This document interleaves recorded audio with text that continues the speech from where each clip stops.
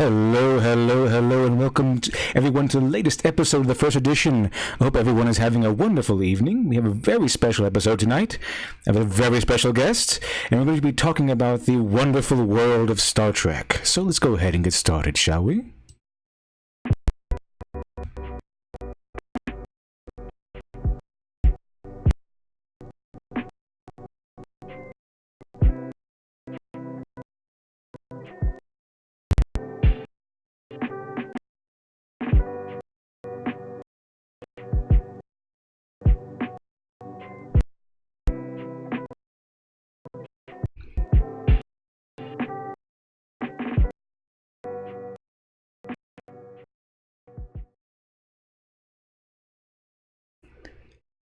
And we're back with the first edition. I am your humble host, the Literature Devil. And tonight I have with us the analytically delicious Smudboy. How are you doing tonight?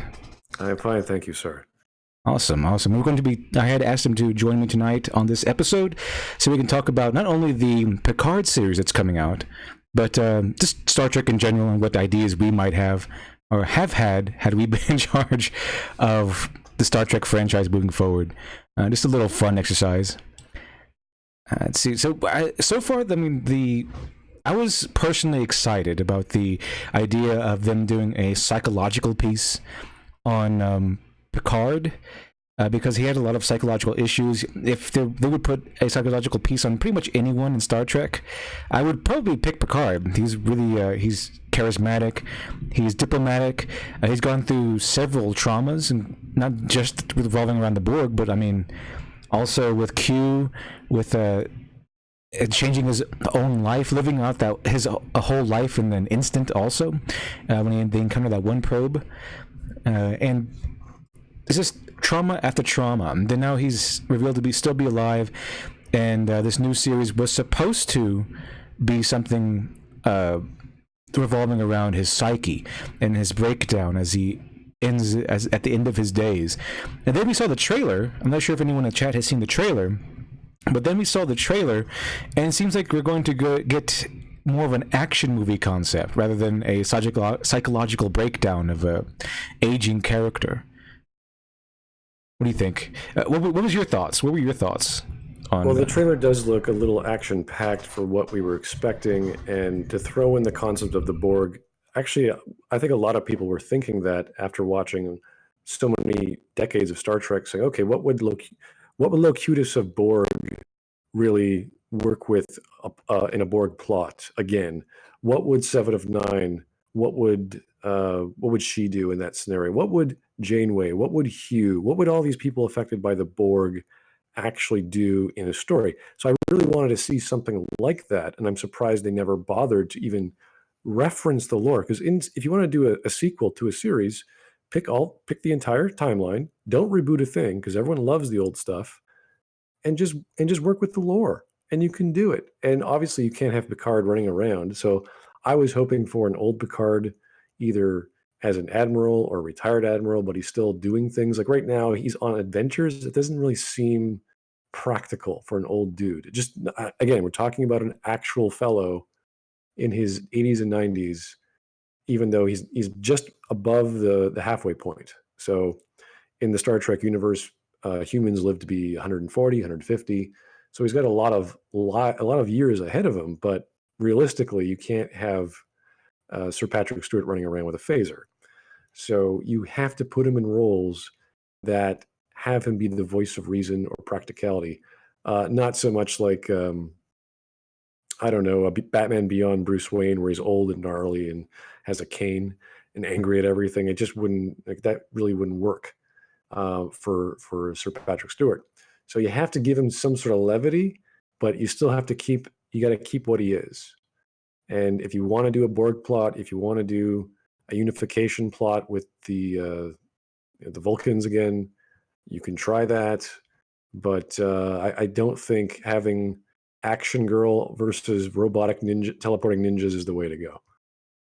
Yeah, I was curious about that too, because they shipped this, they shopped this series to us originally as the psychological breakdown, and you're correct about all that.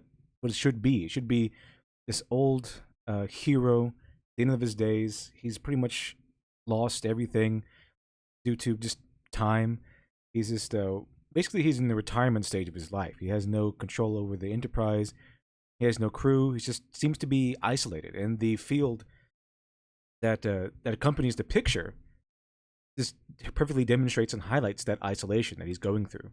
And so this picture right here, it perfectly paints what we were supposed to get, or we were thinking about what we were supposed to get. And when the trailer dropped, it started off fine. However, when as the trailer moved on, we got action scenes. We got this strange girl out of nowhere who starts beating up people, and then all of a sudden, Picard is on a ship, taking command of a crew, ready to go off on another adventure. And this normally wouldn't be so bad if this were a Star Wars movie or a Star Wars series, and it wouldn't even be as bad if this Star Trek series was, painted as the Picard's last ride or something. But it was painted as a psychological look into the last days of an aging hero. So I'm not really sure if something changed between then and now. Was it Patrick Stewart? Because I know that Patrick Stewart, he's always wanted to play an action hero. And this is pretty much more or less his last chance. I mean, if you look at the commentary in the other movies, you see that he was the one who wanted a car or a buggy in I think the first what was it? The one where he had a clone. I forgot what it was called. Nemesis. Yeah, Nemesis. Star Trek Nemesis. He was the one who wanted the buggy in Nemesis, and then even during the show, he wanted to have a part where he could do the run and gun sort of action heroes part, and that's very it seems to come together in Nemesis, because they said everyone in that in the movie, a lot of the consensus is that they thought that the people wanted an action movie with the Star Trek, which is not necessarily the case. But it's true that Picard did want not Picard, but Patrick Stewart was always interested in doing an action role. I'm not really sure if he was the one that changed this, or it was like a mandate that was put down because they thought the audiences wouldn't really watch something that wasn't action packed. I'm not really sure what happened there, unless they just flat out lied to us to begin with. It really depends on his range. I know he can do the leading man character, but I don't really see him as a leading man sort of character. I see him as a method actor. I see him as a guy who can actually get into a role, and his range in terms of, sounding like a British man is very limited. Like, that's all he can do. When he was playing in the Dune movie originally in the 70s, it's Captain Picard, really. It's just him with a knife, and he gets a little enthusiastic here and there, but that's his range. So, I can't see him as a leading, because a leading man is headstrong, very active, emotional. He's pious. He's all these things. Whereas the Picard we know is laid back. He's argumentative. He's diplomatic. He doesn't get angry very quickly. It's not what you would expect in a hero story. It's perfect for Star Trek, because that's what Star Trek needs. It needs that sort of, let's take it slow. Let's sort of explore the galaxy. It's test the waters here and there. So him wanting to be an action hero is like, someone telling me, well, David Suchet, who played Poirot for 25 years, would be awesome as an action flick. It's like, no, he wouldn't. It would be a horrible idea. So it's not that they can't do it, because they're actors. They can do whatever they like as they desire to. Just that they wouldn't fit the role that we can absorb in a way that would make sense. So, yeah, I mean, I think we talked about this another time, but one of the things I wanted this series to be like was the movie Mr. Holmes. And Mr. Holmes, if you're not familiar with the movie, it's a movie starring Ian McKellen, who plays an aging Sherlock Holmes. This is Holmes at the end of his days. It's like Picard is supposed to be at the end of his days. And Sherlock Holmes his mind is degenerating. I think he has some sort of Alzheimer's. He's forgetting a lot of things. and he has retired alone to his home, uh, taking care of bees. And it's all about this movie is all about him remembering his last case and his failures, and just how isolation is really eating away at him, and how he's been alone really his whole life, especially now at the end of his days when at this time during that the timeline, the chronology of the movie, uh, Watson is dead. Watson had passed on some time ago. His brother Mycroft had been dead for some time. So out of Mycroft and all the old characters that you know from the Sherlock Holmes series, Holmes is the only one left. Sherlock is the only one left alive, more or less. And the only people that he has in his life is his housekeeper and her son. And her son takes interest in Sherlock Holmes and his adventures. But the main story is not about solving a new mystery. It's more about what Sherlock Holmes has become compared to his reputation, and how he couldn't see this from his one last case, see the truth, and how much the last subject of his last case mirrored his own dilemmas. So when I remembered Sherlock Holmes, I mean, not, Mr. Holmes, the movie Mr. Holmes, that's what I wanted Picard, the series, to be. That's what, when I first saw the announcement of Picard, the series, that's why I was so excited. And that's why I had so much anticipation for this series, was because of that. It was because I remembered Mr. Holmes and how well that was produced and executed, because they pretty much follow the same exact premise. An old hero who had countless adventures, who was charismatic and intelligent, and who everyone loved. Now we get to see them at the end of their days when their body and their minds are breaking down. But as far as we've seen, the Picard series isn't going to be that. It's going to start off as that maybe for maybe a few minutes. And then it's going to go into an action-adventure, run-and-gun spaceship romp, it seems, when they're tossing in as many characters as they can get a hold of, because I guess they can't believe that Picard can hold up his own series. I'm not really sure, but they don't. Well, apparently they finished season 1. They're going into season 2 for filming. Mm-hmm. So to me, that reeks of what Discovery has become. When they finish a filming of Discovery, it takes 8 months in post-production to get it to screen, or to get it ready for screen. So one of the quotes from some of the interviews was that it's a cross between TNG and Discovery, and that's not what you want to hear from people who just don't want to watch the new version, the JJ Trek or the whatever Discovery has become. So it's kind of this weird place that fans are in. Like, you see the trailer, like, wow, that looks great. Mm-hmm. Wow, there's 7 of 9. Wow, there's Data. Wait a second, what the hell is this show?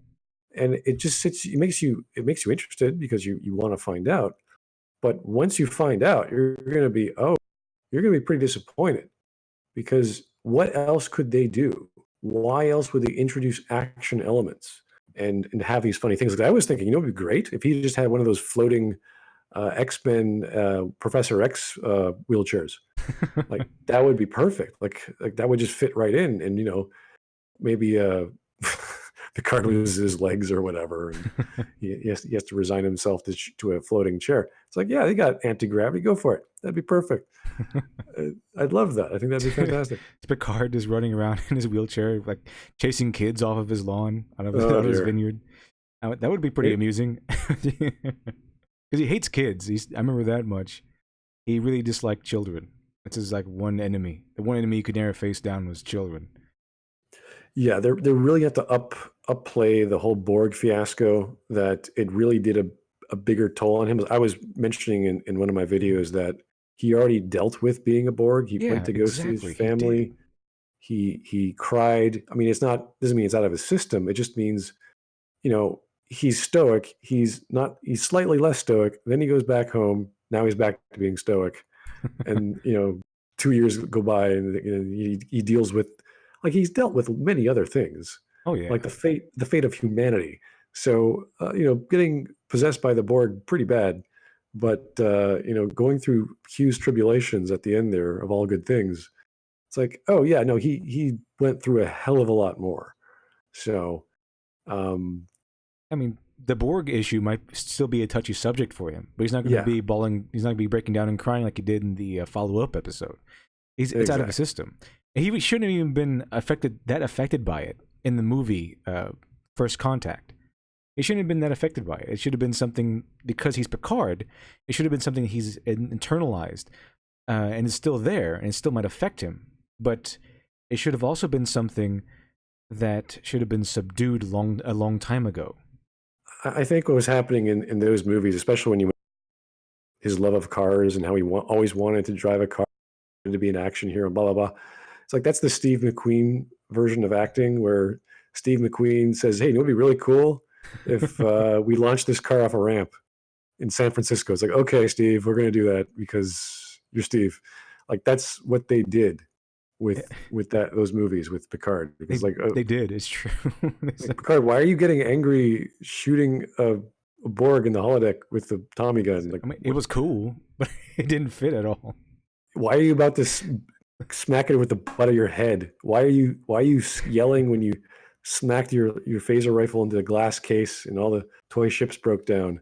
Why are you flipping out at some black woman over like what is going on, man? What happened to you? I almost feel sorry for Patrick Stewart because you can tell how badly he wants to play the action hero role, but he's been typecasted as this suave, charismatic, down to earth, stoic Englishman, and he's never really been offered that role.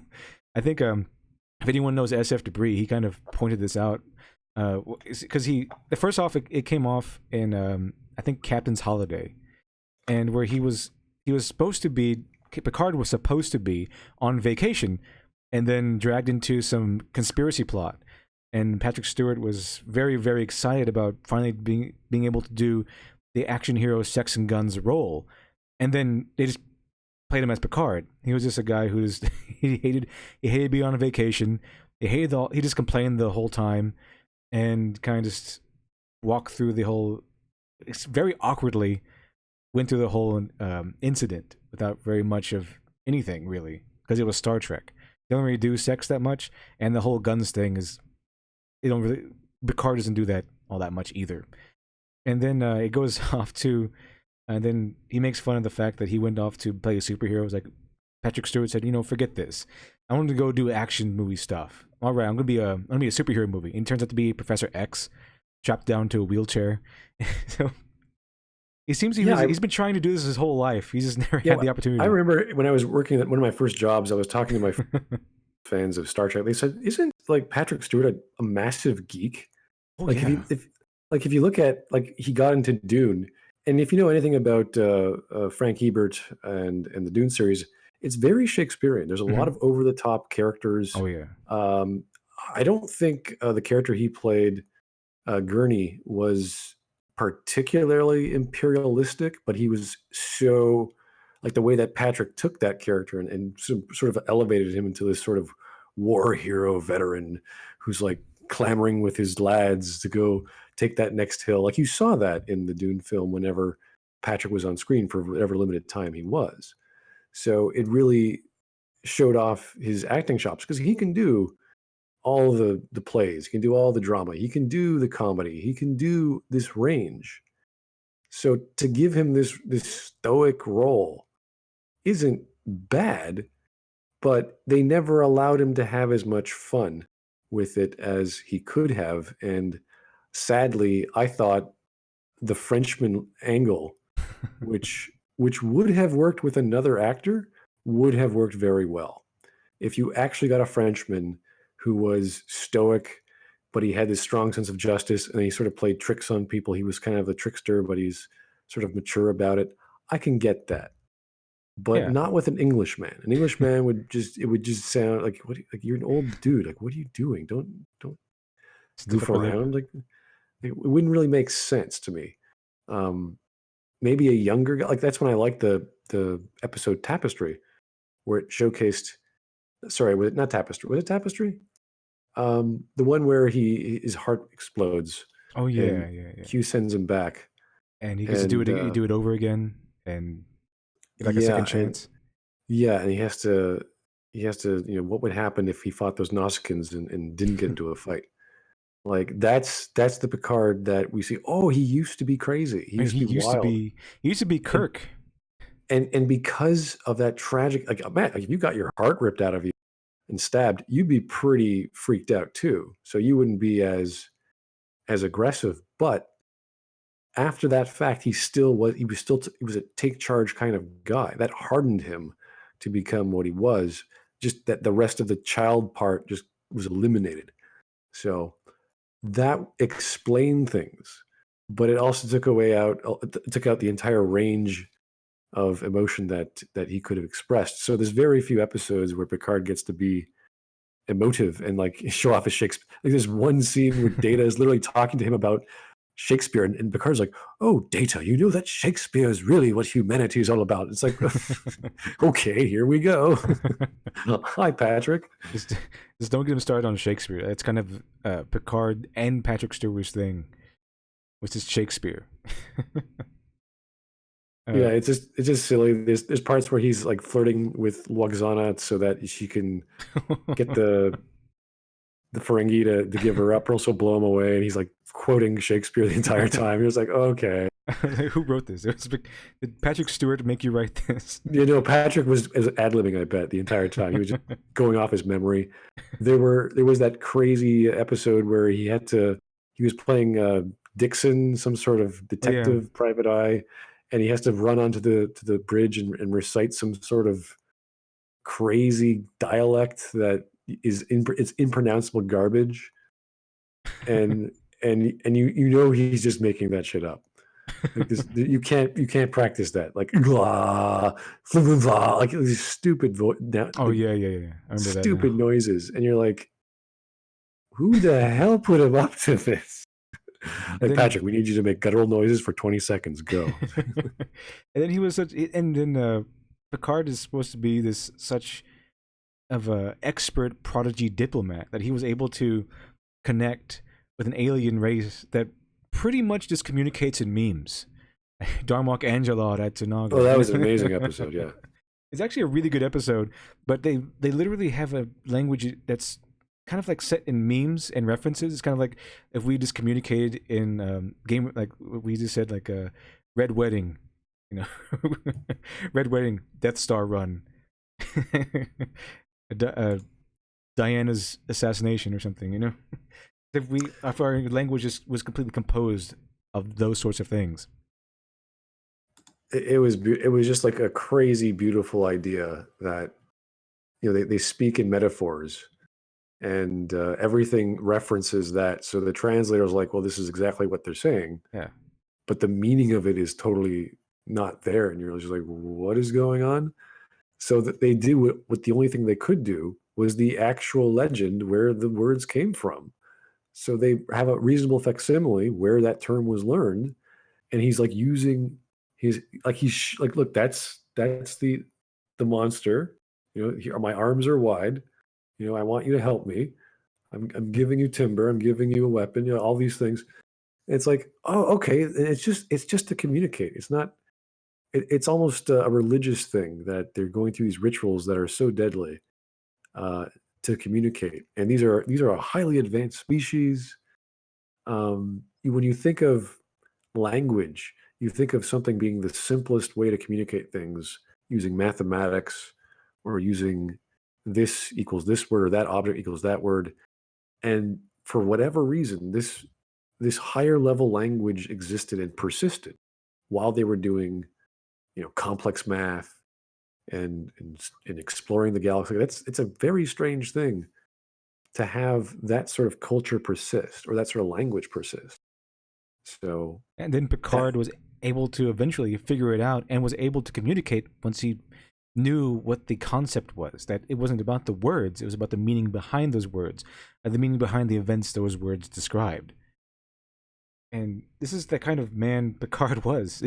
He was the man who was crazy when he was younger. He got his heart stabbed because he just put himself in just all kinds of unnecessary danger, and then that's why he has a fake one.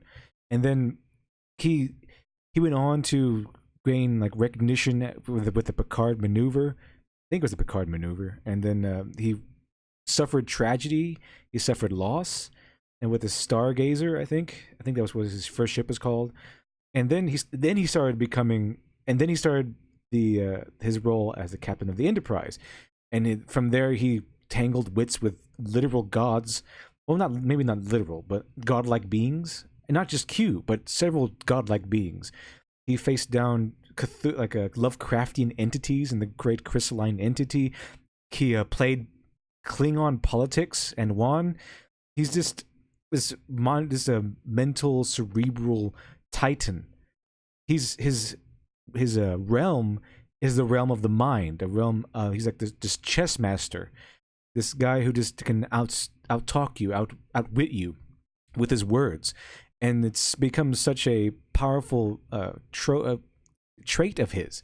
I think the Picard speech is probably one of the deadliest weapons in Star Trek, and so this is why it was such an interesting idea, and why it was such an interesting concept for them to make a series built on this man who has such a psychological powerhouse of a man, and see all that power just kind of degrade and just age and become and lessen itself as the series continues. But we didn't get that. Instead, we got what seems to be an action romp across the galaxy. We have this strange alien ninja girl, for whatever reason, which normally, under normal circumstances, would be fine and maybe even intriguing if I weren't so sensitive to the fact that these characters are now the vehicles of wokeness, so to speak, and the far left agenda. So every time you see, and this is the exact formula they use: get a beloved legacy character, and then implant your fan fiction Mary Sue into the story, so that your fan fiction Mary Sue takes over and gains the spotlight, and just robs it away from your main character. So that's why I just see all these random new changes as kind of a red flags. And why is Jerry Taylor in there? I mean, why is 7 of 9 in this series? It's or Jerry Ryan. Yeah, why is 7 of 9 in this series at all? What is her purpose there? She has nothing to do with Picard. She was from Voyager. There were plenty of plot threads you can take from TNG. You just mentioned that one of the gods. I remember the Elam god, who Picard was like, "Screw this! I'm blowing up the ship." It's just like, forget it. I'm not dealing with you. And he says, "I will see you again," or whatever. And like in 100 years or whatever the quote was, it's like, yeah, whatever. What the hell happened to Nagilum? Wouldn't Q have something to say about that? Like, wouldn't someone like, oh, there's another god running around doing shit? Yeah, I kind of forgot about Nagilum, huh? Yeah, kind of a nasty old guy. Just like, what are humans? Squish. Let's see what happens. Like that would be cool to see a darker version of Q, if that's possible, come by and start judging humanity. And Picard's like, here we go again. Oh boy. Like that would be interesting. It's all this big mind game. And he's the guy to do it. Like he would have the capacity. He'd be tired and old and slow. That'd be interesting. I mean, Kirk had Khan, and Khan was basically the anti-Kirk. He had his own crew. He had the loyalty of his crew was absolute, more or less. He was strong and he was very smart. It's like Kirk was. Kirk was both physically capable and pretty clever. But Picard doesn't really have an opposite, other than maybe Q. But I think they overplayed Q way too much. I mean, they used him way too much. Picard needs his own brand new opposite. I think they used him too much in Voyager. Oh actually. Yeah, they killed him in Voyager. He's murdered all the wonderfulness of Q in Voyager. Well, even the scenes with Guinan and Q were just ridiculous.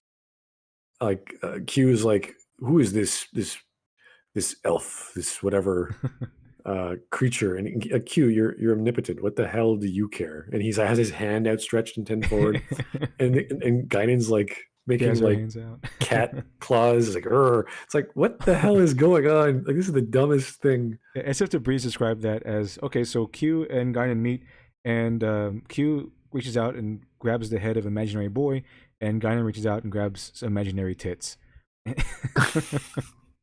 Especially what they do. It was the dumbest scene. Like, what is happening? Like, how is Guinan a threat to anyone? She's a listener. That's not very threatening. It's like, oh my god. Maybe in the political realm that might be pretty threatening, but not really when you're facing down a galaxy, universe level god. If Q is terrified or fearful of Guinan, what can she do to help? Like, there's so many scenarios that the Enterprise gets involved in that it's like, we need some extra help here, and Q didn't give a crap. Guinan didn't give a crap. I think Crusher gave a crap, but it's like we need Wesley to solve something in engineering. It's like, okay, Wesley, get down there. It's kind of like, okay, what Deus Ex do we need? The little boy, come on, you go over there, show all these engineers what to do. Like, what? Sharkzilla 3000 says, who would win, Q or Mr. Mixoplex from DC? I remember, is it Mr. Mixoplex, like the strange guy who can summon stuff? He can alter reality? He's a reality Yeah, he exists in a reality where everything is possible and it's all unreality or whatever. It's an interesting question because they both have the same powers, if that's true then. Because they both can like manipulate stuff and manipulate reality. Except for Q doesn't have that weakness where you have to trick him into saying his name backwards. You just have to get rid of him by outsmarting him. So I'm not really sure who would win in that scenario. Yeah, there's really no limitation on the Q aside from the Q itself. Like the Q can take away the Q's powers. There's certain rules. They can torment anyone they want, but not in a great way. Unless you point a musket at them, and then they're done for. No. The Q are just one of it was played okay. It wasn't played greatly. It wasn't played badly. It was just sort of in between. It's like, okay, they got the general idea of what an omnipotent species might be like. Mm-hmm. They screwed a lot of it up later on. Yeah, especially in Voyager. Voyager was just a joke. He wants to have children. You're like, what? Are you like, what? You just sit there and like, it's just some stupid plot with some other Q and it's a female Q and you're like, oh god. I thought they were genderless. Q could have taken any form. He decided to take the form of a man because that's what he saw. He saw Picard. And he just wanted to mock him by taking the form of a human man. Yeah, like he worked well in DS9 because he was just sort of in the way. Yeah, he was in one episode, and that was enough. that was enough. And he wasn't really like the main conflict. It was something else entirely. He was kind of there as a red herring. But but keep in mind that Q is a godlike entity that can literally do anything. I mean, we haven't seen any limit to the Q's power. And this is the guy that Picard has faced off against. Q is the guy, the entity, that could be closest to being called Picard's opposite, like Khan was to Kirk. And this is the monumental enemy that they had to choose for the man known as Picard.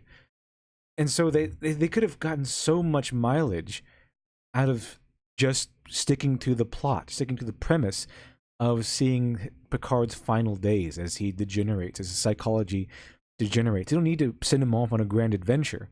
They could have had a traditional Greek tragedy set, one day, if it weren't a series, but they could have had it this one day over the course of one day and then one setting, one plot, and it would have been fantastic. And Patrick Stewart would have been a fantastic actor in it, and he would have played Picard very well. At the end of All Good Things, where Q is taking off his gloves and he's retreating back into his throne, and it flies off in the darkness of that scene, he's like, if you're really lucky, I'm going to come visit. And I was like, oh dear, that's going to be awkward. If you're really Why lucky. are you here, Q? Oh, just to say hello. Really? Oh, not really. I'm here to blow up the planet. Like, what? That sounds more like you. There we go. Like maybe we'll get a storyline like that, but I don't think John Delancey was called in, and if he is, it should be under wraps. We should never hear about it.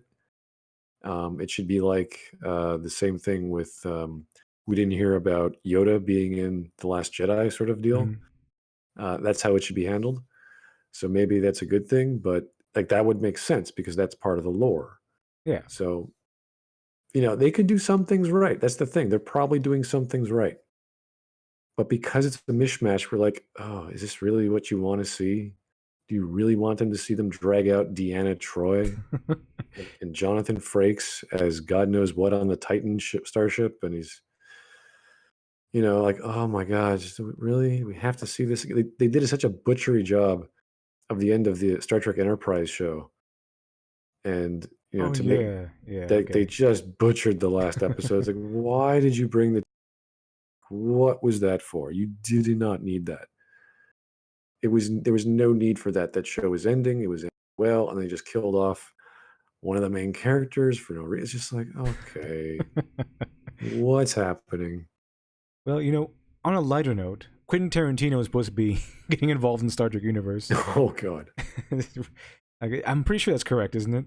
He's supposed to be that if he directing. does, it's a rumor, and he mentioned if it is, it'll be his last movie ever. I think he set off to And make like so many movies, and then he was going to stop. 10 or 11, yeah, I can't remember the number. And then that would be his last. I think his latest one just came out. Fantastic movie. I haven't seen it. All the reviews are great. Um, he is one of the last few filmmakers we've got that sort of go, wow, look at what they're doing. Look how crazy. One of the last Yeah, true like artistic filmmakers we have left that don't just bow to the agendas of Hollywood. Where you have to do this and have to do that. He does whatever he wants. Yeah, you could say the same with like Wes Anderson, but he's sort of a niche, sort of like, I wouldn't say all his movies are the same, but there's so many similarities, Mhm. like the same actors, not too dissimilar from other famous producers and directors that use the same actors or their same set ideas, but they're so specific. They're so eccentric. Mhm. Whereas Tarantino is like, okay, I'm going to do this. I'm going to do this kind of story. Like it's all over the place. I'm not really sure what the story is going to be. I just want the Tarantino dialogue in Star Trek. I want him to talk Star Trek pop culture. I want this. I want two like Romulans walking down the corridor talking about the latest like movie from the Federation. Now it's so human and pedantic and all this kind of stuff. And then I want them to like there's two Romulans knock on the door and like kill a Cardassian and drink the Cardassian's like Coke and eat his burger. That would be awesome. It would be interesting. I'd love to see his sets. I'd love to see what he considers a scene and how long he'll use that. And just like, hey guys, this is great. We'll just keep filming for another 10 minutes. Let's get some more dialogue going. It's like, dude, you're on the bridge again. I notice Matthew Kaddish is in the chat right now. He's been on the stream before, and actually, Smudboy and I actually went on his podcast not too long ago, and I believe he says the episode is going to drop soon. But yeah, he's in the chat right now. Hello, Matthew Kaddish. I hope you're enjoying the show so far. But one thing I wanted to know about the Quentin Tarantino, I think we talked about this before, is that forget a traditional Star Trek movie, forget the traditional Star Trek formula of exploring, handling some conflict or another, and forget this whole concept of Picard. If Quentin Tarantino is going to be handed the reins of Star Trek, I want him to be in charge of the Worf movie or the Worf series. I think that's what we talked about this before. Oh yeah. Because if there's any character other than Picard who's long deserved his own series or movie, it's Worf. It's the character of Worf, and that would be completely and utterly fantastic under the reins of Tarantino. And you have to realize that Michael Dorn has been fighting for this. Oh yeah. The longest time. He talks about it when he go to cons, and it's like, why is this happening? What's going on? It's always because they have other projects they want to do, and they don't have the resources to put it.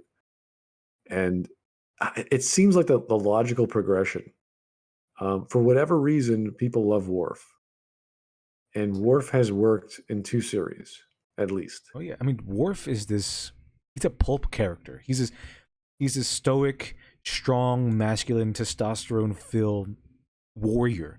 He's the samurai who keeps wanting to be more Klingon, who keeps aspiring to the traditional Klingon warrior, but the fact is, he's already surpassed the most honorable Klingon warrior out there. He is the iconic Klingon warrior, but he's never really seen himself as such. So that's why you get him in DS9, and he's such a monumental and overpowering warrior that he just takes on the super soldiers known as the Jemadar. I mean, if anyone hasn't seen DS9, the whole entire Alpha Quadrant part of the galaxy, the Federation, etc., they come under attack by a powerful force called the Dominion, and they use these genetically enhanced, genetically altered super soldiers to enforce order. And Worf gets captured at one point, and they put him in the arena with a one-on-one fight with a Jemadar. Remember, these Jemadar are Klingons, but are like Klingons, but better. Like, there's Klingons are born and then they train and everything to become warriors, to aspire to that warrior ideal. Jemadar are born warriors. I think they grew up in like a few days or something, and they're already ready to fight. They're aggressive. They're filled with the need to kill. They're already ready to fight, and they're already masters of pretty much anything they get their hands on. And Worf he fights one after another. He just beats them because he's that powerful. He's that disciplined in the art of the warrior. And it'd be such an interesting thing to see him free and unattached and just romp around the galaxy. And not only romp around the galaxy, but with with of course Samuel L. Jackson. Of course. I think I remember was it All Good Things? Yeah, where he's nice. He's older. He has this gray hair. Yeah, he's like a Klingon governor, and he's like I want Worf to look like that. And he's all grizzled and sort of angry at Riker, what happened to Troy, because they had a relationship at season 7 or whatever nonsense. I want that Worf. I want this angry, bitter Worf who just is angry at the universe. It worked well in DS9 because DS9 was about religion and war.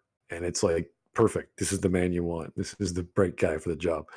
And you can't imagine that show without Worf after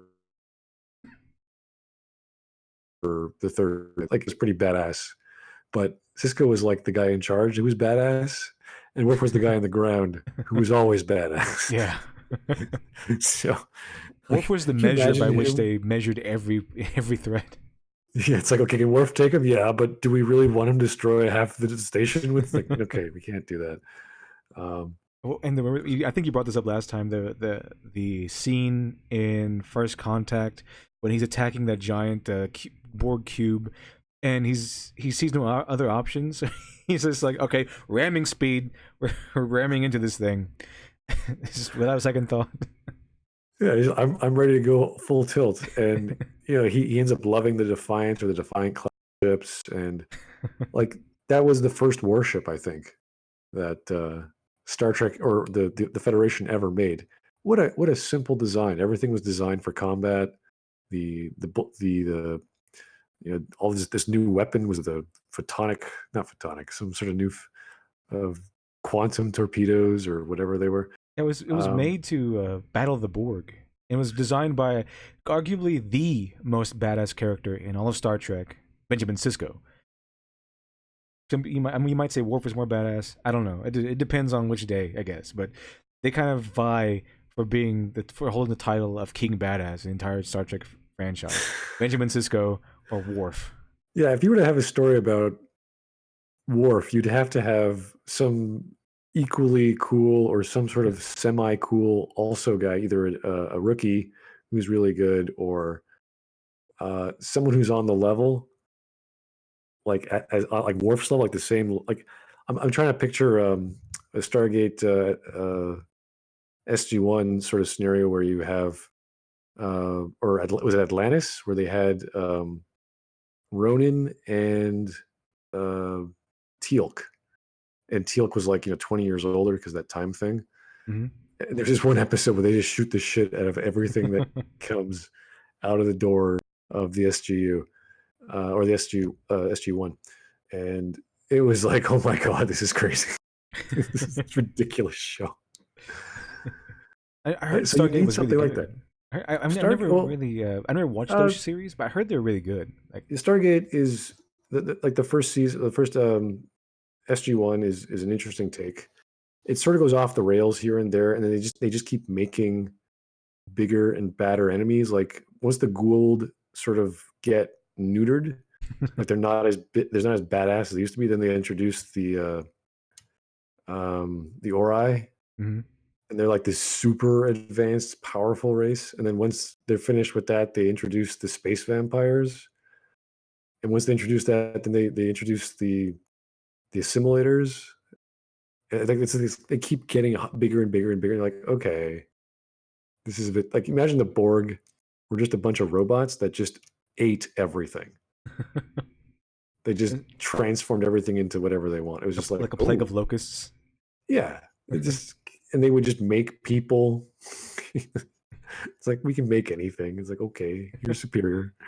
How do you stop that? And then there's all these ridiculous solutions in Stargate Atlantis. It seems like an interesting So series. Yeah, we probably should watch that eventually. yeah, I actually really liked Stargate Universe. The problem was though, once you take away, I was talking about this with UDP. Once you take away the thing that makes Star Trek, or Stargate, in that case, the Stargate, Hmm. it becomes something else. So if you take away warp drive to Star Trek, it becomes some other thing, and that's going to screw things up. It's like taking away lightsabers in Star Wars.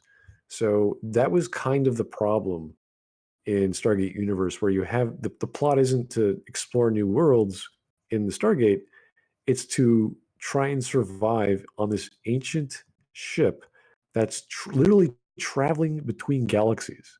It's this crazy story, and it really borrows from Battlestar Galactica, the tone and the pacing and the level of sort of scarcity and fear, and you don't know if they're going to survive the next day feeling. So very cool scenario. It just was such a side story, and it didn't really find its footing as much as I enjoyed it for being unique. And I thought the tone shift was perfect because when you think of SG-1, you think of Daniel Jackson and what's his name, just joking around half the time on set. And here it's like they're in the show, the intro or the first pilot, and they're all serious. There's no jokes. It's just deadly serious. You're like, ooh, this is not Stargate. This is something else. So Huge tone shift. yeah, imagine that happened to Picard. Like everything went dark. Like obviously it's not dark because it's so freaking bright in the trailer. That's But what that's what I thought this was going to be. Like a little yeah, imagine it was dark and just like depressing and dark psychological look into his last days. That's what I thought it was going to be. Like a Mr. Holmes. It was a pretty dark look into last days of Mr. Holmes. yeah, but the idea we have for the Worf potential show is much more lighthearted, almost like bounty hunters in space. Yeah, like just completely free, unattached, just badasses in space. And it's going to be, and Samuel Jackson is going to be like a Benjamin Sisko's crazy uncle or something. And he's the one that's going to be like the where Sisko gets all of his badass genes from. And he's going to be this. Yeah, I was trying to think of like a Cowboy Bebop. You needed like the old grunt or the old veteran, and then you have Worf who's like getting there, Yeah, if not already there. Samuel Jackson could be the grizzled veteran mentor, and then Worf could be the aging but still capable warrior. And then we would tag along Garrick, and because Garrick would be the mouth and the face of the group, procuring things so that the warriors can fight and getting them from place to place, and the guy who's going to be knowledgeable on streetwise. And then of course we have to have Garrick's best buddy, Julian Bashir, because this is going to be mercenaries in space. They're going to need a doctor. They're going to need a doctor. This is good. Lots of broken bones and lacerations and probably some amputations going on. So there's going to be need for a doctor, especially of Julian Bashir's level. Yeah, but these actors are kind of old though, so I don't know if it would work. Like maybe Garrick's son or something, Garrick's daughter. Oh, that would work. That would work either way. Yeah, maybe. Garrick is pretty awesome. I mean, that would just be. You can do a whole show. You can do a whole comic book on Garrick. That would be fine. Yeah. Oh yeah, that'd be really interesting. Just a Garrick-centered piece. There would have to be something that would cause Bashir to go along though, because he's a Starfleet officer. So it would have to be like he got discharged, or maybe he's something got overturned. I mean, I could imagine it this way. Like, if you take into the factor in Section 31 or something, that after the war was over, that they no longer needed Bashir and they thought he was kind of a liability, and they forcibly discharged him. Like, they forced him into retiring pretty much, and because of his genetic enhancements, that way they wouldn't have to kick him off or anything like that, because out of respect. But if he refused, there would be more consequences. Imagine be kind of something like that, like Section 31 not trusting him anymore. Yeah, I don't know. That might be his only route to go, is to go through Section 31, and he's sort Yes, of. maybe he's recruited by Section 31. Yeah, I think that would make more sense, because Garrick would be the guy who's like the ex spy, and then you have the actual spy. Yeah, could be the asset. Yeah, maybe. I don't know. There's so many ways you can spin that, but the concept of having the war veteran, the old grizzled retired veteran dude as well, who's even more over the top. Then you have the doctor to heal these two crazy people, and then you have the spy to sort of be the tech expert, the computer guy, the guy who's always the charmer. So I don't know. It could work, but I don't know how. Like, I'm trying to think of how where they would go. They would obviously want to go to Well, Kronos. well, the idea I had for the entire story in the series was to have like Worf be comfortable in his position, and then he starts gaining power for himself. Maybe he retires from Starfleet for whatever reason. He starts gaining his own. He builds his own house, or maybe he starts building more clout in the Federation, and then something happens, because this has happened before with Worf. Maybe he figures out that he has another son besides Alexander, like a younger son, because he's Worf. He kind of gets around, and then the he has a family. He has some woman from the past. He had a kid with her. They get together. He looks like he's going to have a happy family, and then some Romulan from like who has had a grudge against Worf all these years, and who has been secretly pulling strings, because Romulans are all about pulling strings and plans within plans, and background manipulation. That's what they're known for. That's what the Klingons know them for. And then it turns out that there's going to be like this Worf in his house, his newly acquired power, wherever that's consolidated, gets raided, and his wife is killed. Everyone around him is killed, and he goes off. He goes off on this single-minded quest for revenge, and with his toddler son. And it's gonna be Lone Wolf and Cub in space, with instead of the Agu, it's going to be like a very powerful spy house. What are they called? I forget. Not the Obsidian Word. It's Cardassian. Tal Shiar. Tal Shiar. Yeah. The head of the Tal Shiar is the person who's has this grudge against Worf. It took him all these years to reach this pinnacle, and finally he's at the height of the Tal Shiar, and he now has all the power in all of Romulus to launch this vendetta he has had against Worf. And so now there's going to be Worf has discharged. He's thrown off his Federation uniform because they wouldn't let him do this, and he has to follow the rite of revenge, because that is his duty as a Klingon warrior, is to get this revenge. And he casts off his humanity, casts off everything he's worked for, and he brings his son in one hand, a bat lift in the other, and he charges off into the galaxy to just obliterate, just have this revenge against this Romulan house that has taken over the Tal Shiar. And of course, it could work. It could work. I'm not saying any bad things. It's just like, that's pretty crazy. Yeah. Oh yeah, I mean, it's going to be, especially if it's going to be in the hands of Quentin Tarantino. And there's shit. Put Quentin Tarantino in there. Why not? Then Samuel Jackson, he meets Samuel Jackson along the way, and turns out to be Benjamin Sisko's crazy uncle that no one talks about, because he's just so crazy. He's this veteran warrior who's not. Maybe he has joined Starfleet at one point, but they don't talk about him too much, because he wasn't really about the whole peace and getting along thing. He was more about killing the enemy, sort of thing.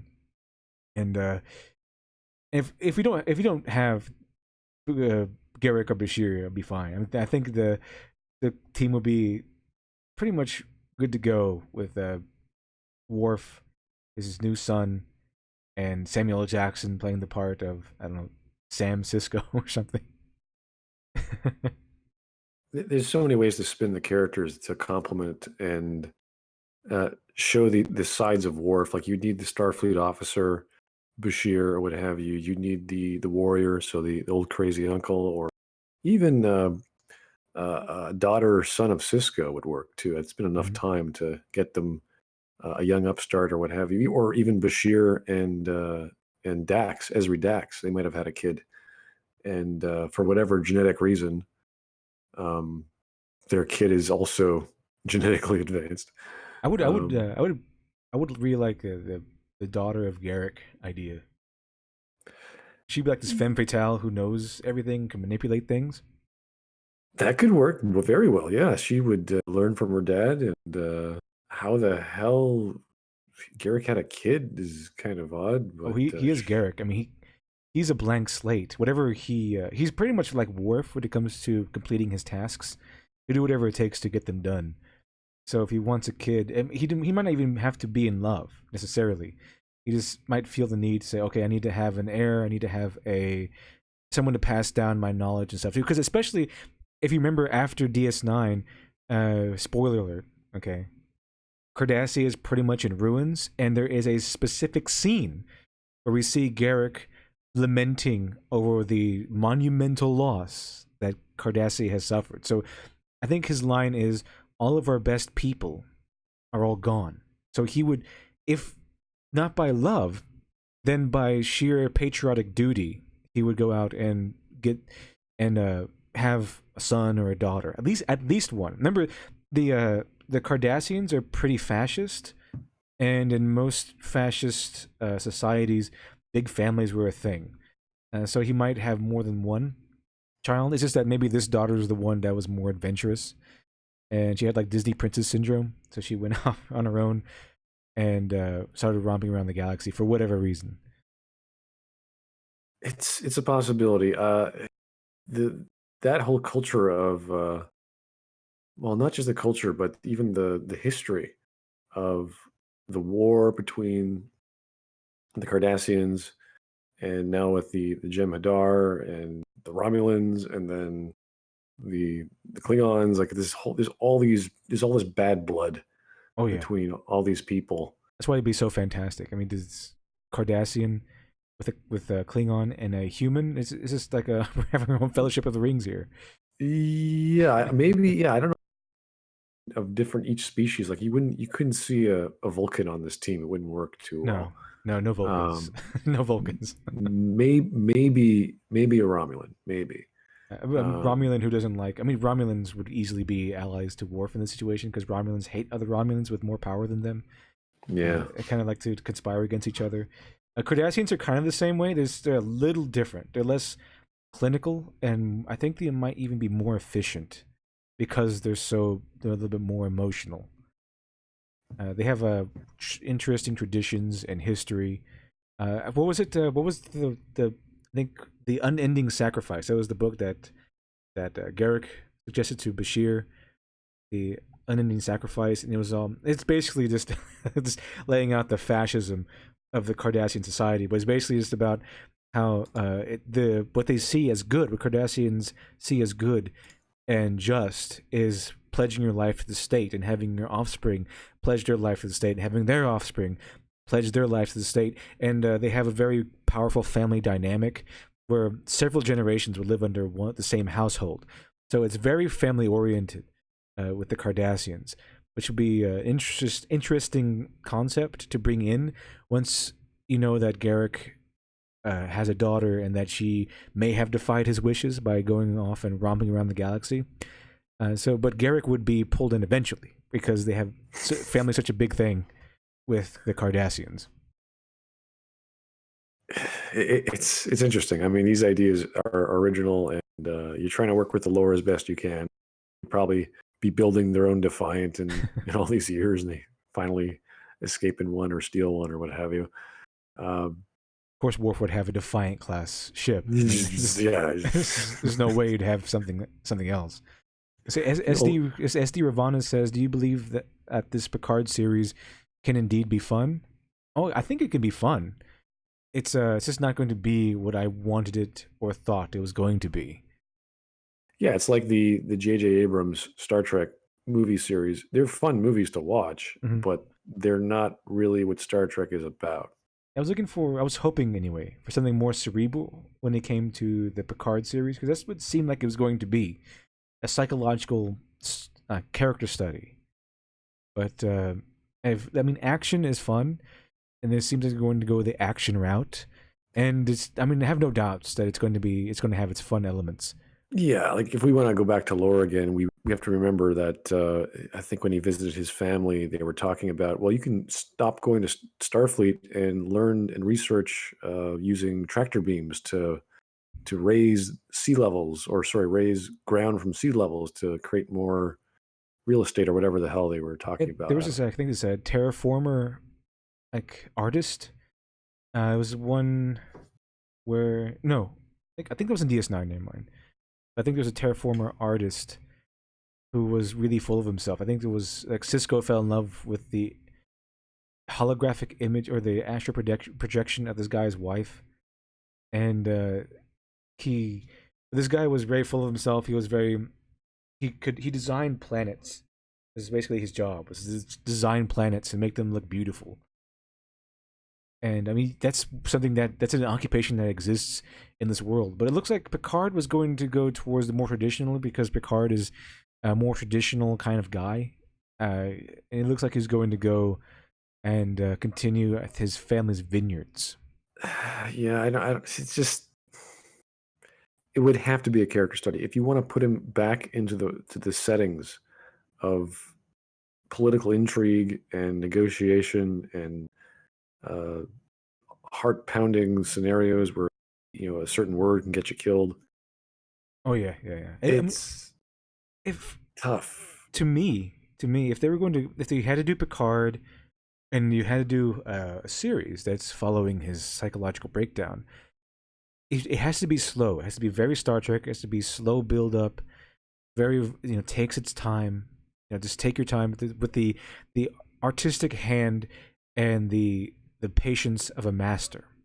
And it would have to be what I would imagine it to be was a series that has little bit by little bit. Maybe the first episode has him settling down. Maybe the introduction, we get to see what his life is like, and we get to see the mask that he wears for the public, and his real face underneath, where he's smiling or being his traditional amicable self, his social self in public.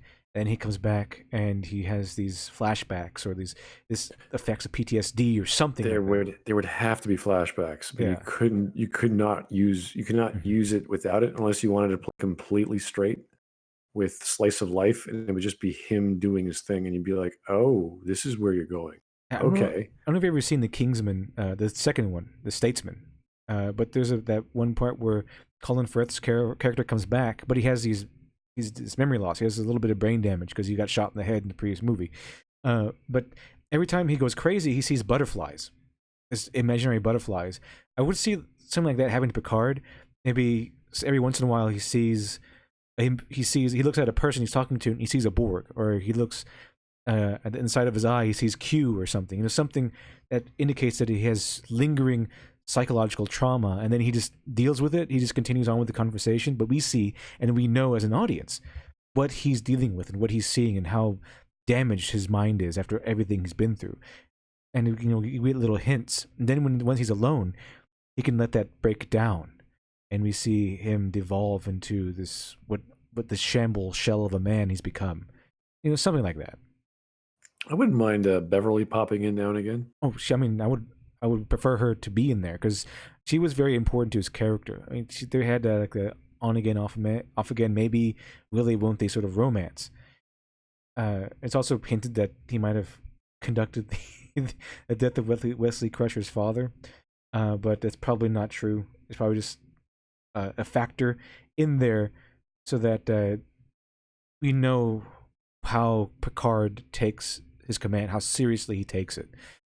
But I would think the first episode would be kind of like that, kind of introducing Picard as a character now with psychological problems, and then he starts hearing news occasionally. Just sort of be in the background at first, maybe he sees something on the news playing in the background while he's talking to somebody, that some sort of diplomatic tensions are deteriorating between them, the Federation, and some other race, like the Klingons or the Romulans or something.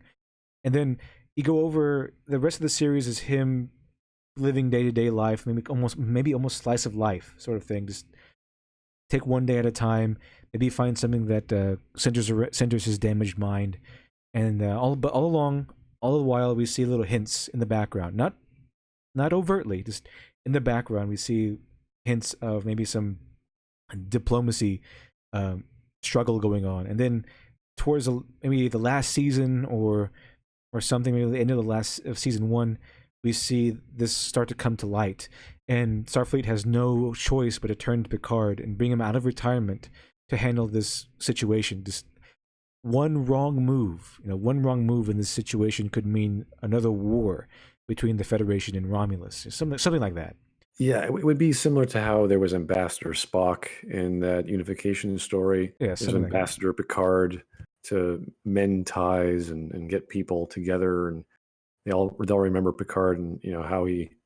I'm not exactly sure, was he good to the Romulans or not, but he would be the perfect guy to keep people together and just talk to this crazy old man who's just trying to be nice to everyone.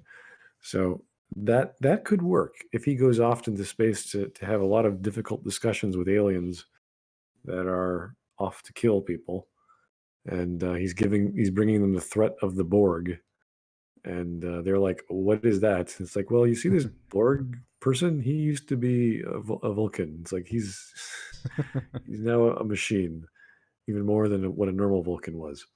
So I can see that working, but it's a tough pull because there's a lot of new actors on there. Oh yeah, and we don't know what roles they're solving, what role, why they're there, and that's the problem. We don't want to see another Star Trek Discovery that just happens to be within the same lore of the TNG universe. It's not necessary. Yeah, I just want I don't want all this wokeness or whatever. I want the series of this Picard series to end with Picard going on one last diplomacy mission to solve a diplomacy mission that no one else can solve. And the tension comes in because the stakes are so high, and the fact that the failure here could mean maybe the Federation's on kind of a decline. Maybe there's some sort of like plague or something is wrong with the Federation internally, and it can't survive this war. And it doesn't look like it on the outside, but the reason why they come to Picard with this is because Picard's like this guy, the genius cop, and then the commissioner comes back and say, "Hey, you gotta come back, and you're the only one who knows how you think," sort of ordeal.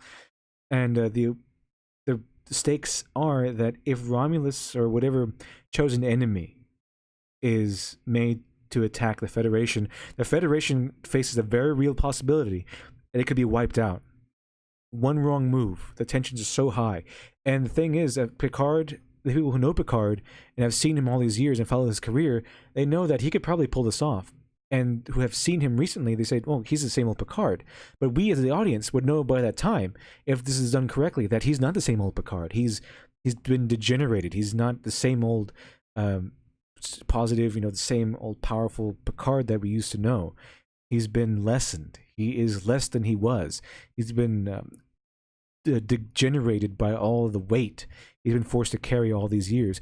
And it'd be heightened if we see things, like if some of the flashbacks were new flashbacks, so to speak, like not just clips taken from previous series, but secrets and other pieces of intrigue that Picard had privy to back during the TNG and DS9 era series that we as the audience never saw. Like maybe he knows the secrets of some admiral, and that maybe something like that, some pieces of delicate information that Picard was forced to keep secret all these years that really weighed on him. And now we get to see the full brunt of the character. So by the time he's in the arena, the diplomatic arena, that there's a very real chance that he could fail, and that when he fails, the Federation could very well be wiped off the face of the galactic map. Well, we have to remember that these writers are not bad. Like we do have Shaban, who's a Pulitzer Prize winning writer. Mhm. Kurtzman obviously has his hands in everything Star Trek these days. So you can't say that all of Star Trek Discovery is bad. There's obviously things that people watch it for. Right. It just may not be the same reasons that we might want to watch a Star Trek show. So there is hope. There are possibilities. There are things that we can certainly say, hey, this can work. The thing is, we just can't foresee past the first episode. We just don't know what they're going to do. And if it is a jump back to normalcy or an actual plot line with the Borg, and exploring that mystery, and they would have to humanize the Borg in some way, or we would have to humanize the Borg the same way we did with Seven, and then we have Q, and then he's the forerunner for whatever new race of Borg there are. There are humans are trying to regain their humanity, and we have this big, take any science fiction trope like the singularity or telepathy, like anything, just play with it. That would be the next step in human or transhumanism and evolution. Yeah, okay. Maybe Picard's the guy to do that. Or as you say, it's the one mission that they need him for.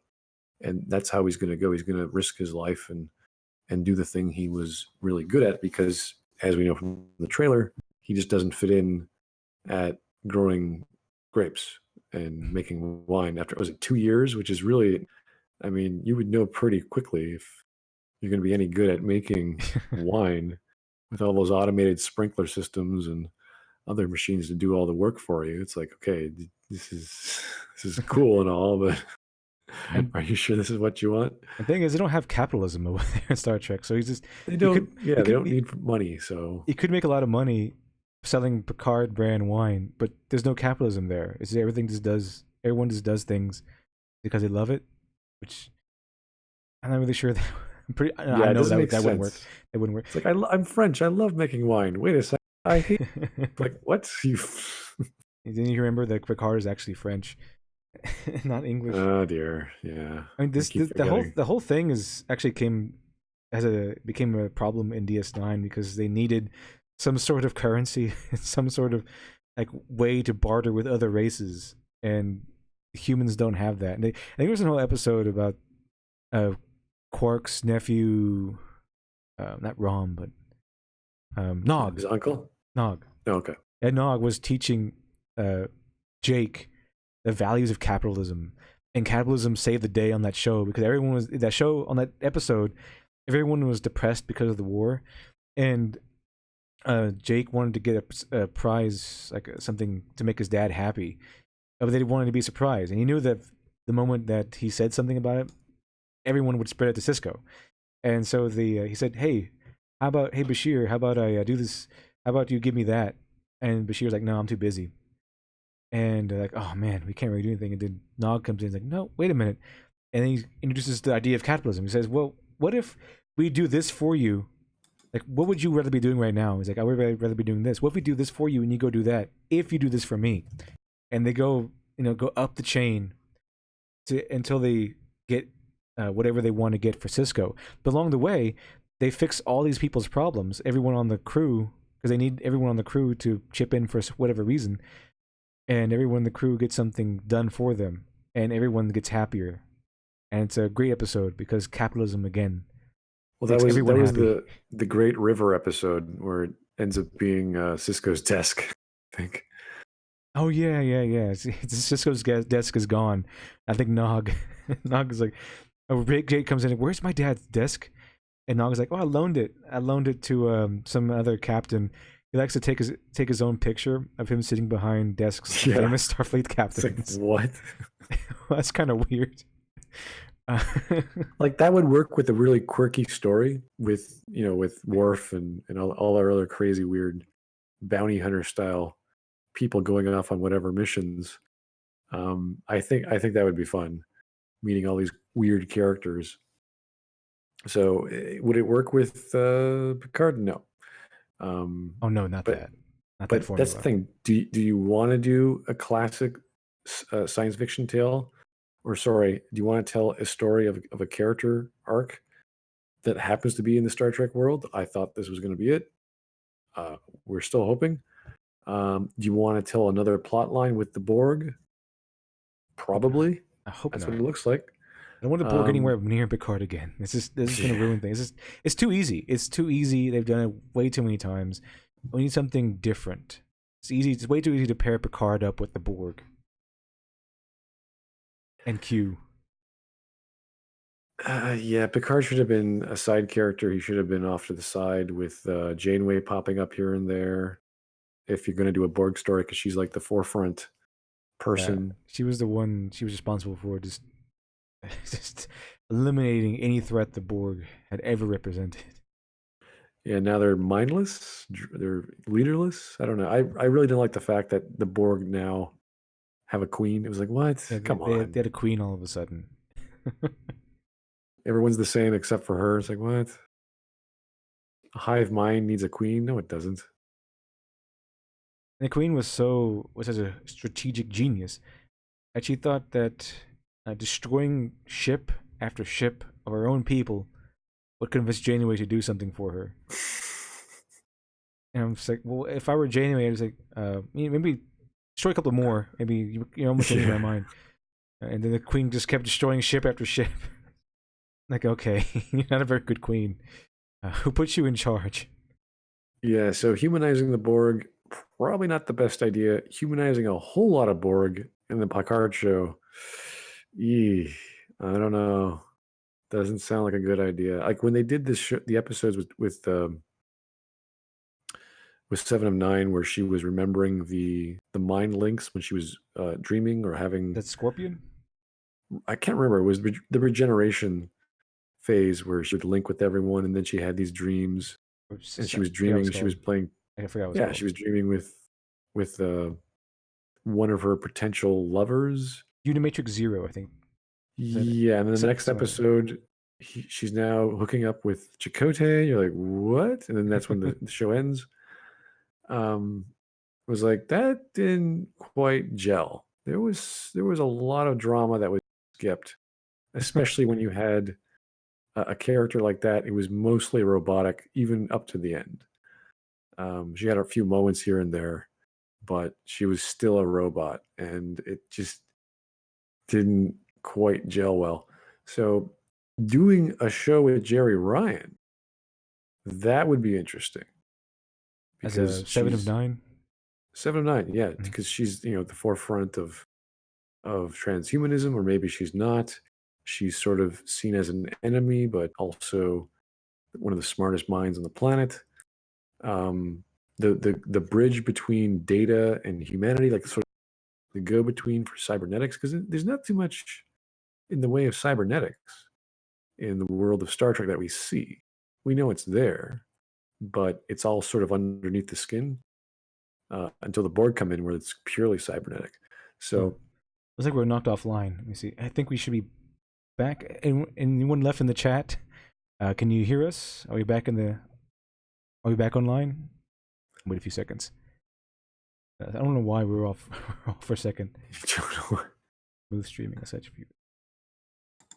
Video output is low. Okay.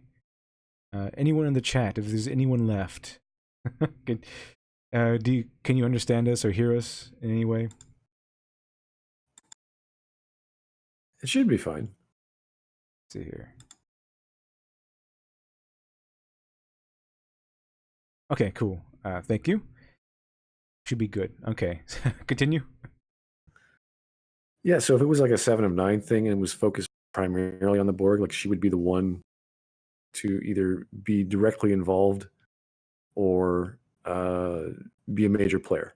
Mhm. And then you'd have Hugh, you'd have references. I don't even know why Picard would be involved, for whatever reason, but Janeway would be involved.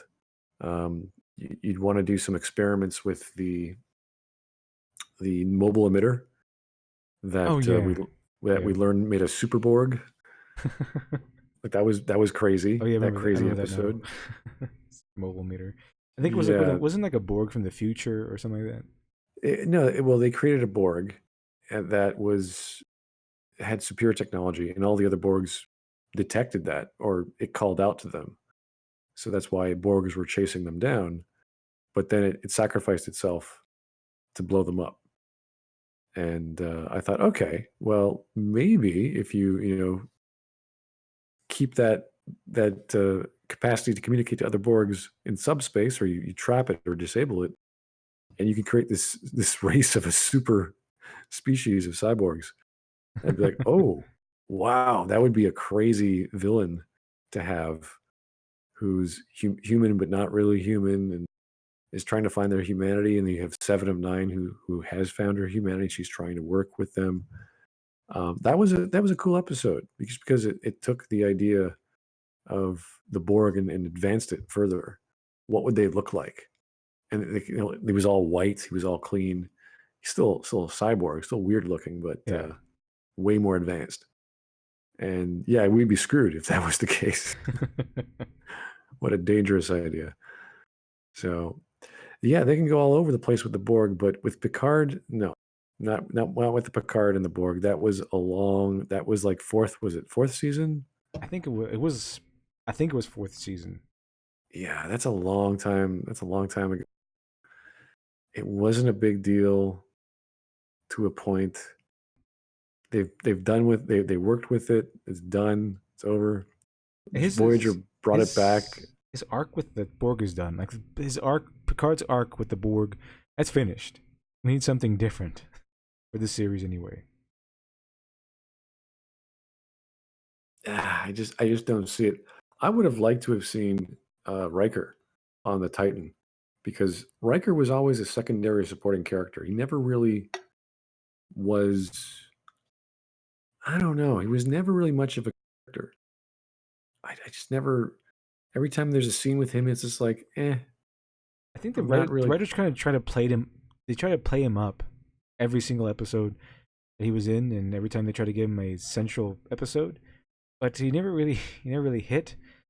Until Frakes became Xanatos on Gargoyles, but Frakes, his role as Riker, he always seemed kind of off to me. Like it kind of like he's a character putting on a character, like he's putting off the persona of what Riker was supposed to be.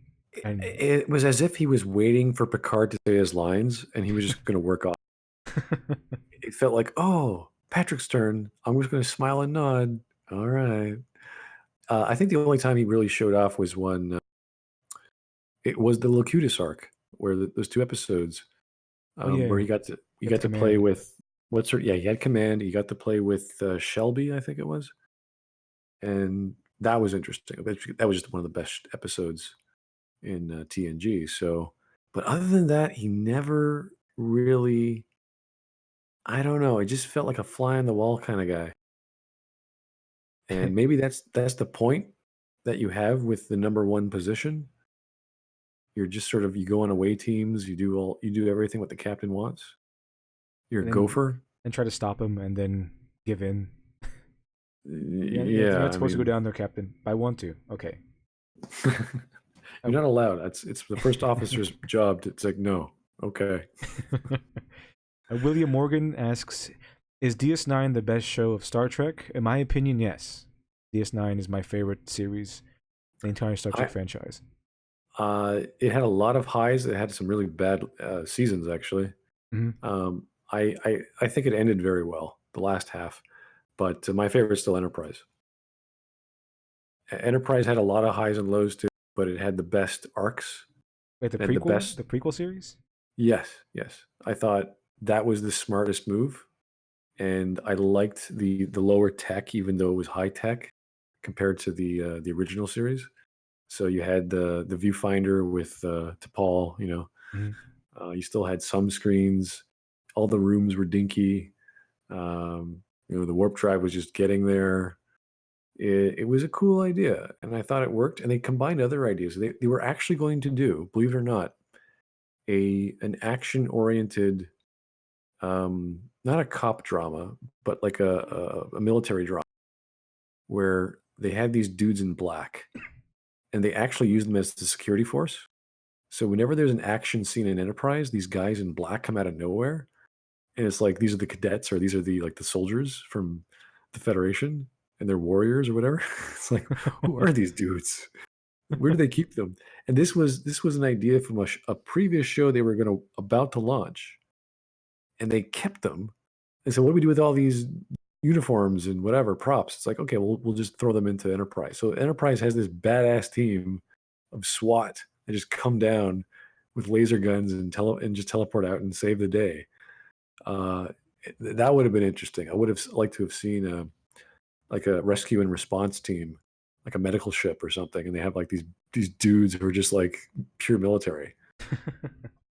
Like that's the one thing that sort of pissed me off with the Academy.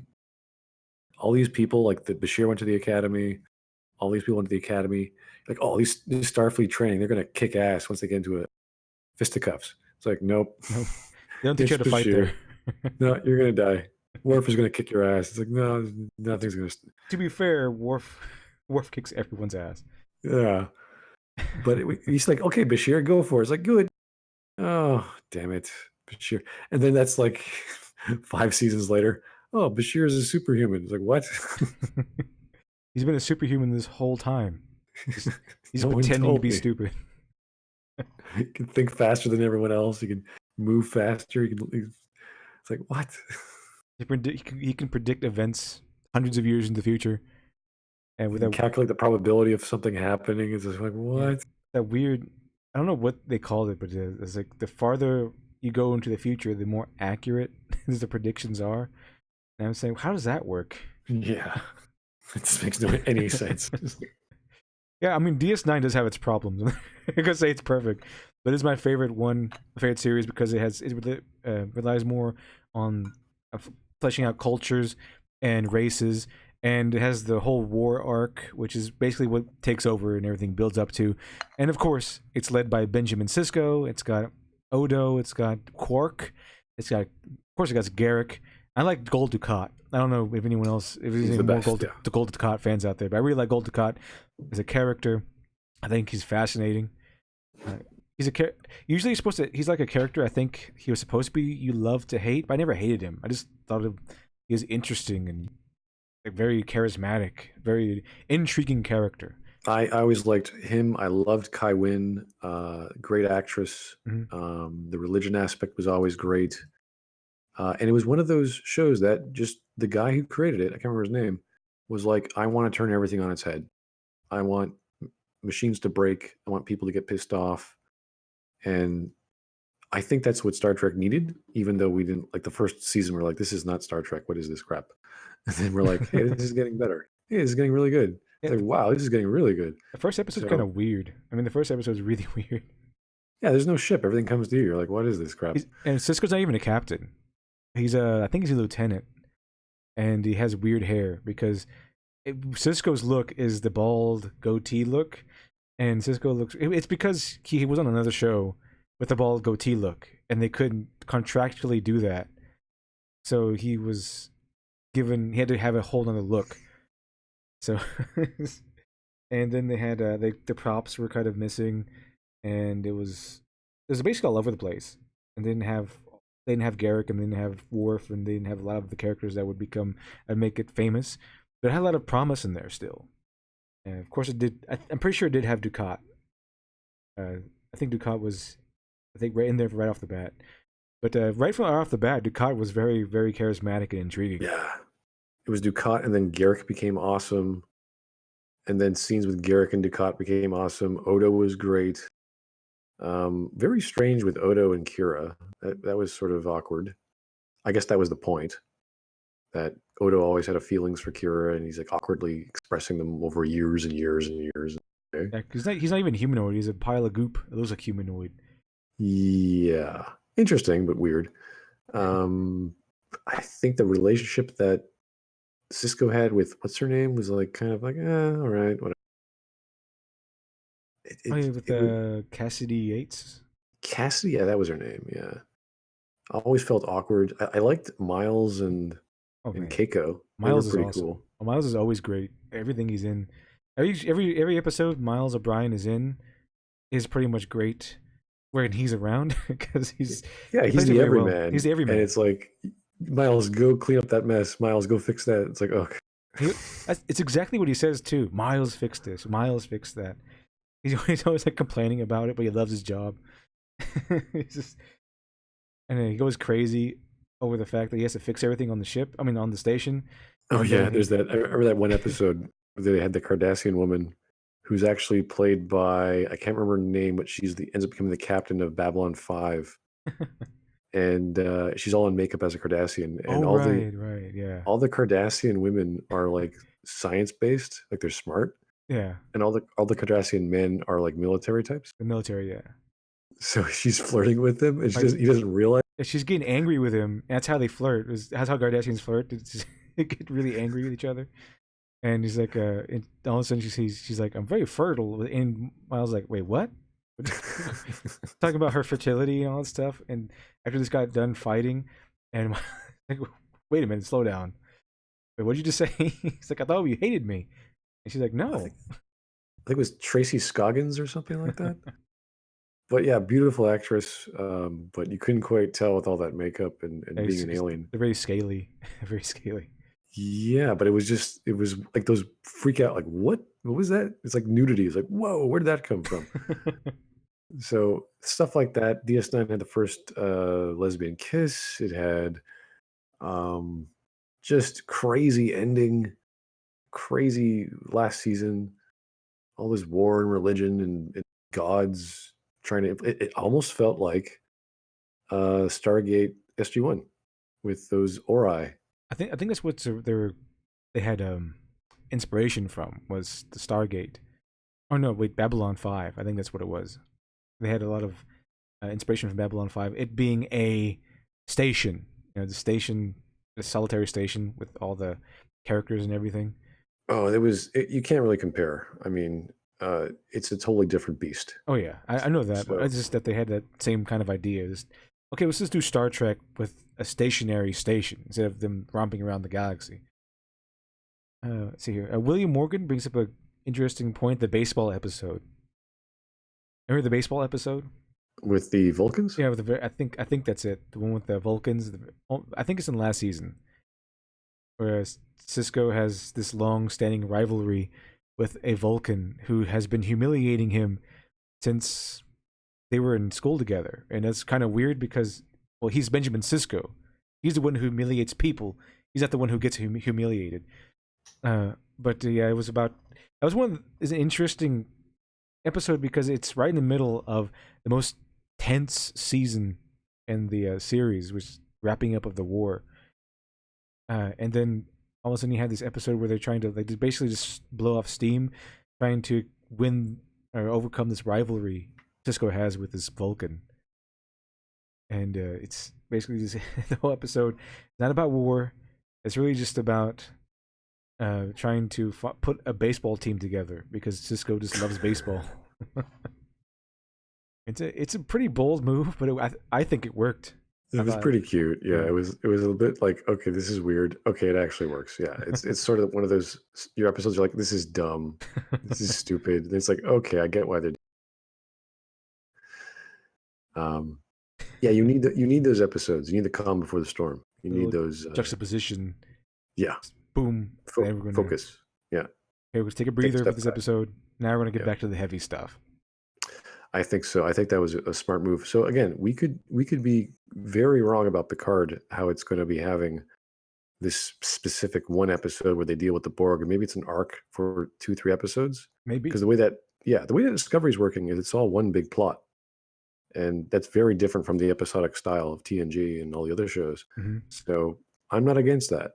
And DS9 was the first one to break that because they wanted a continuing seasons of stories of wars, and then the Pa Wraiths are coming back, and then what does the Cisco mean when the aliens from the wormhole talk about him being the emissary? So there's elements that kept returning, which are good in a story. So with Discovery, everything is about the Red Angel, I think, and with Picard, there's probably going to be a similar conflict where it's like, okay, they're striving for something, and it has to be related to the Borg and it has to be related to Picard. So it's like, okay, well, it's got to be more than that because you can't just keep playing that card. It's not going to work. So, Yeah, unfortunately. the Borg is kind of overplayed at least when it comes to Picard. That's hopefully I'm wrong about the series. Hopefully that trailer was just something that they wanted to put action scenes from the series in there, and that it doesn't just overtake everything, and they actually do give us a satisfying psychological breakdown of Picard in his final days. It could very well still happen. I mean, it depends on the writers. Maybe they want to mix up a little bit of action with that psychological breakdown. Yeah, it's hard to guess and or induce our understanding of what they're doing. And from all the rumors of scripts being stolen or being reused, it's like, oh, this is not like this is like a lawsuit waiting to happen. Because once you sign your script away to the Writers Guild, it's like you own it, and you get a piece of it. Or if you're not credited, at least you are going to sue. So, oof. And we'll see what happens. We'll see. I'm still crossing my fingers. I'm still very hopeful. I will still watch this series just to see where it takes us and where it takes Picard and how it plays out. But I just see a lot of red flags. This might not be turning out the way it was promised to turn out. See, because they see they overtake it with like woke politics or something like that. Yeah, there's no indication of that yet, which is thankful. But we're talking about the future world where all these social issues have been dealt with. Mm-hmm. So as soon as they even remotely bring up any crap like that, like that's one of the reasons why was it Gates McFadden was booted off. She was getting angry about some episodes and some dialogue. You're like, Star Trek. There's we're supposed to be better than this, Gates. You don't have to worry about that. These issues have been dealt with. We're in the future now. Kind of weird, kind of silly. Yeah, there were some really not racist, but really what's the word? Not bigoted. It's culture centric. Like that's the point. The point of those episodes were like you're dealing with the Prime Directive, and you can't get involved, no matter who these aliens are. That's the point. You're Starfleet officers. You're not supposed to. And they decide to get Tasha Yar involved, whomever involved, and you have to deal with that. It's like, good. That's the point. Why would you get angry over that? That's good. So, all these silly things that people get fired over the content. Like obviously, the supporting characters don't have as many, right? But there were episodes that were dedicated to Beverly, and God, they were horrible. I think the only one I liked was the one with the Ferengi who invents the solar shield. Yeah, I think I remember that. Yeah, I think that was interesting. It was sort of this big, I don't know who done it, but it was Beverly doesn't really have like the power or the charisma to hold an episode on her own. Yeah, she has the power to put people to sickbay over the captain's orders. So, but that never really happened. I can't recall when she took charge. Yeah, I mean, she doesn't seem like the leadership type. She doesn't really. I don't think her character can really effectively hold an episode on her own. She had her own episodes. They never really panned out. I don't remember very well any of them. One of them was absolutely retarded, where she gets online ghost sex. Oh, whatever. Yeah, with it was like the ghost of her Irish nana. Ghost. Like it was it was bizarre. Her grandma had like a young lover. Yeah. It was just okay. That's a dumb show. That's really gross. Okay, so where are we going next? And she was playing off like, "Oh, this is such a wonderful progressive thing." No, it's gross. Please stop. If I had learned that, I'd be like, okay, what's that? That'd be suspicious to me. If some like 25-year-old man was like bedding my grandma, I'd be like, okay, this is not love. He's obviously trying to get at her money, or he's trying to, there's some angle here. I wouldn't be saying like, "Oh, what you go, Grandma." I'd be like, Yeah, and her genetics were just right for this aliens. Like, I was like, what? How Really? convenient! How convenient that is. That your genetics would happen to be just right. Like, oh, come on, writers, come on, you're better than this. At that point, I mean, Star Trek writers are known for trying really strange things, and then a lot of times it doesn't work. Sometimes it does. But then you get the the story where Beverly has like ghost sex or something.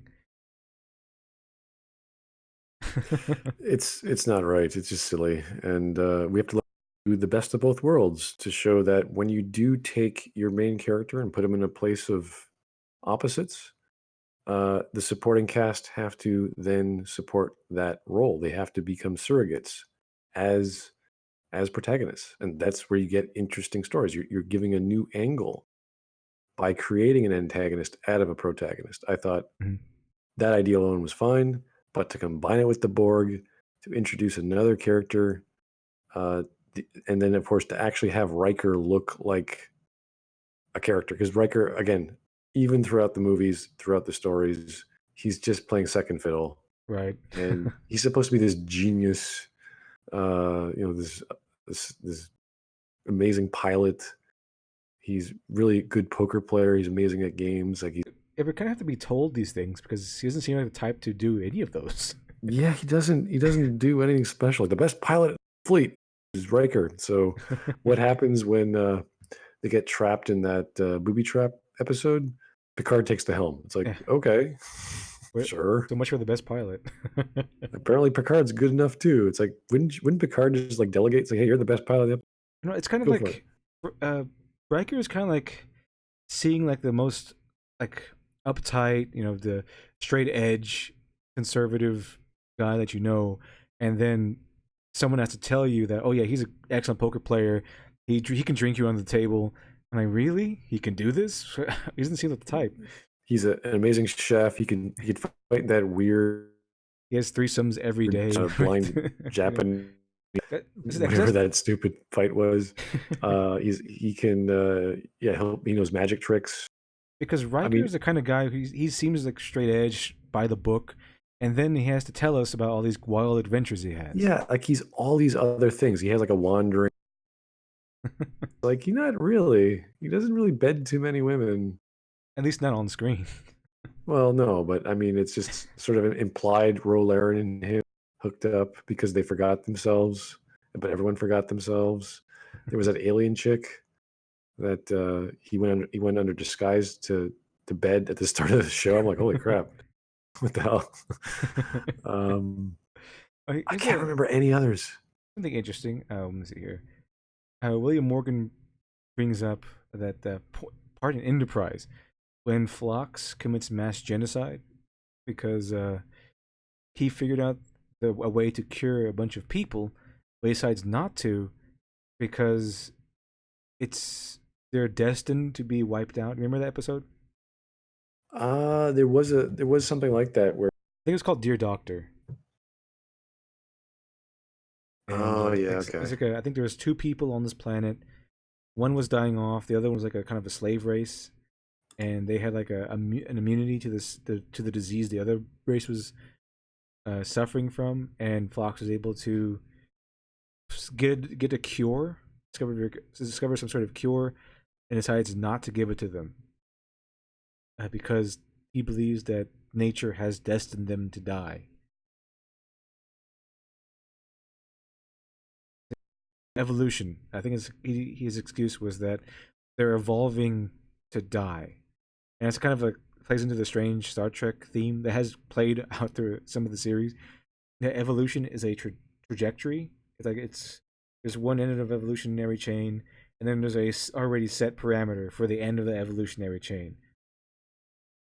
And I think that's where that logic comes from in that episode. I'm trying to remember because there was sort of, it was one of those episodes where like, oh, and I can't remember if it was like he's like, well, I'm a doctor people, that's all I do. But then there was the idea, I think this was before the Prime Directive, So yeah, it was before the Prime Directive was in place. yeah. So I think that was the kind of the argument between him of what goes on. I'm trying to remember that episode. It was they're very good episodes too on Enterprise, especially with Phlox, because Phlox was like this xenobiologist who was just doing crazy stuff. He had to be a heal genius. people. Phlox had to be a super genius doctor because he was All treating I think, everyone. are they Tenobulans? I can't remember the name, but their culture is so advanced. Like they would just have multiple relationships with people. They wouldn't care. They wouldn't have any hang-ups. They're just dedicated to work. Mm-hmm. They have multiple degrees. They all kinds of just crazy stories with these people. So you would imagine something like that from this culture of people, or at least from the species of people, let alone how they think. So, but yeah, he was like using different aliens to treat diseases and cure skin. Like some like, here, animals put and this leech stuff. on your head. He's basically like a medieval doctor, but with aliens, yeah. Right. Well, Which I really liked. We're reaching the 1 hour 45-minute mark. Go ahead and I think we'll go ahead and wrap it up for now. All right. Yeah, we just wanted to go over Picard and how I hope it's going to turn out, and wanted to go over the idea that should really have his own show, an own movie, and how crazy it would be if Tarantino had it. And Star Trek is just a great series in general. It has its mistakes and flaws. It has a lot of mistakes and flaws, but where it shines, it really shines, and that's why I prefer the Star Trek series, Star Trek franchise, to Star Wars in most cases. Yeah, but thank you for joining me, Smudboy. His Smudboy's channel, link to his channel's in the description if you want to check out his stuff. He goes over the same stuff I do, except he uploads a lot more frequently. But he goes over plot and characterization and news of games coming out. So I think what was one of your most popular series is how you go over the Knights of the Republic series and the Mass Effect series. Anything with BioWare, I'll tackle. Yeah, pretty much.